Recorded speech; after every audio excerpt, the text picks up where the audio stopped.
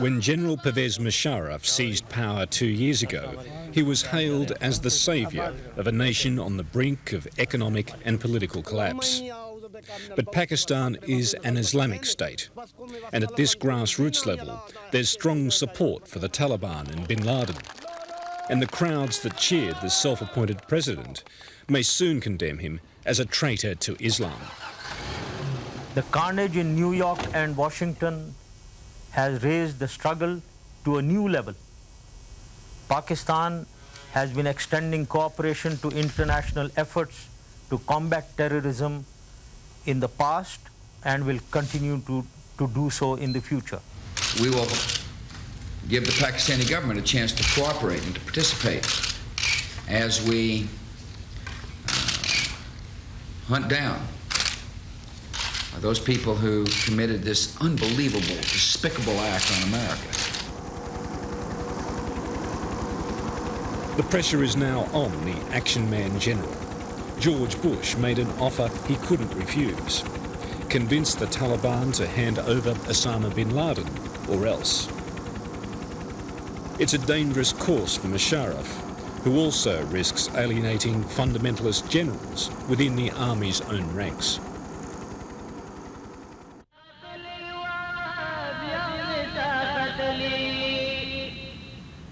Near Pakistan's frontier with Afghanistan lies a campus with a difference.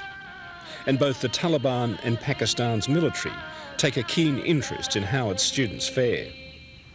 This is Pakistan's largest religious school, or Madrassa.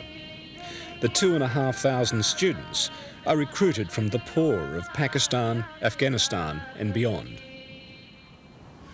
Islam बुनियादी तालीमात दादी tool उम्मत इस्लामी दुनिया यो रूना दी ऐसा दे Waheeda वर्तवाई no दा तफरीक़ और इस्लाम के रिश्ते चिदा सरहदून वे दा वीज़े वे दा पासपोर्टून वे इस्लाम कोई चिदा टूल यो कोर दे दा मिलत मुस्लिमा यो इकाईदा गोया.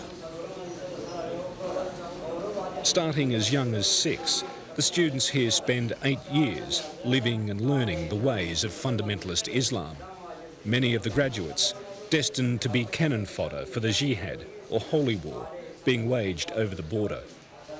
When the Taliban launch an offensive, they normally ask religious leaders in Pakistan to send their madrasa students to help them out.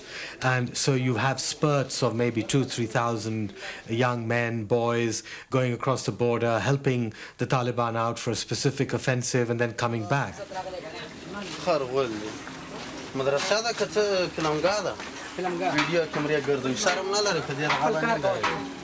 The Taliban isn't the only career opportunity for the angry young men of the Madrassas.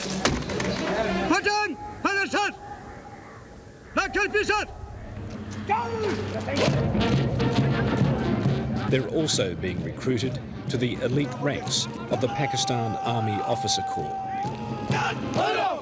Well, I think, there has been a phenomenal growth of Islamic fundamentalism within the military, and this is reflected now even within the senior officers who are in general headquarters. And I think, there are senior officers who are extremely close to the fundamentalist groups in Pakistan, who would like to see a much more Islamic Pakistan.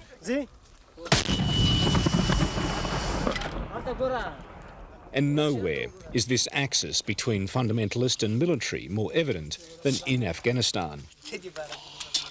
Long-time observers of this conflict say the Taliban is a creation of Pakistan's intelligence service, the ISI, who anointed the Talibs to enforce a Pakistan-controlled peace and end the anarchy that consumed Afghanistan in the mid-90s. Pakistani intelligence is very much part of the government, and government policy has been to support the Taliban, give them backing, give them advice, give them help in various material fields where they may be lacking. So the ISI has been carrying out government policy as such. 6, 8, 8.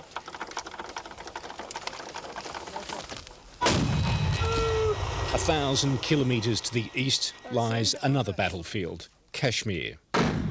Pakistan and India have contested ownership of this Himalayan state for more than half a century. Pakistan's efforts to control Afghanistan are based on the strategy of maintaining stability in the rear so they can concentrate on this fight, confronting arch-enemy India. For the Pakistani soldiers, this is a holy war, Islam against India's Hindu nationalist rulers.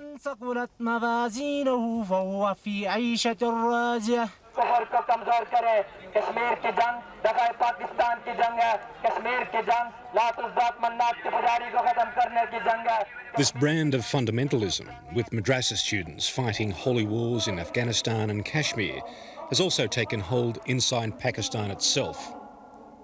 Until recently, the stalls of the Kashmiri extremists were a regular fixture outside the largest mosque in the capital, Islamabad. Among the spruikers, young fighters from the Kashmiri group Harkat al-Mujahideen, declared a terrorist group and part of the bin Laden organisation by the United States. Who's your leader? Who's your leader? ये क्या कहते हैं उर्दू में पढ़ के बताएं ना तुम अल्लाह पर ईमान लाए और उसके रसूल के साथ होकर जिहाद करो. But last year when we spoke to him, perhaps already fearful of angering the Americans, General Musharraf was not prepared to acknowledge the obvious. First of all, we wouldn't like to have Osama bin Laden in Pakistan. Why would he come to Pakistan? I wouldn't like to have him here at all. His group operates here quite openly at mosques, though. No, the group doesn't operate in Pakistan. But just a short drive from the General's official residence, we found Harkat headquarters. The group, he claims, doesn't operate in Pakistan. Its leader, Fazl Rahman Khalil, had just returned from a briefing with bin Laden. He agreed to talk, although fearful of assassination by the CIA, refused to be identified on camera. हमारे तो इस वक्त जो मकासद हैं वो कश्मीर के अंदर हमें ख़ुद भी नहीं मालूम कि अमेरिका को हमसे क्या तकलीफ़ है. They really have an almost kind of different agenda. It's a much more Islamic agenda rather than, if you like, a Kashmiri nationalist agenda. And I think a lot of these groups are out of hand. I don't think they're being controlled by anyone. Even after the terrorist outrage last week, militants in Pakistan continue to support bin Laden.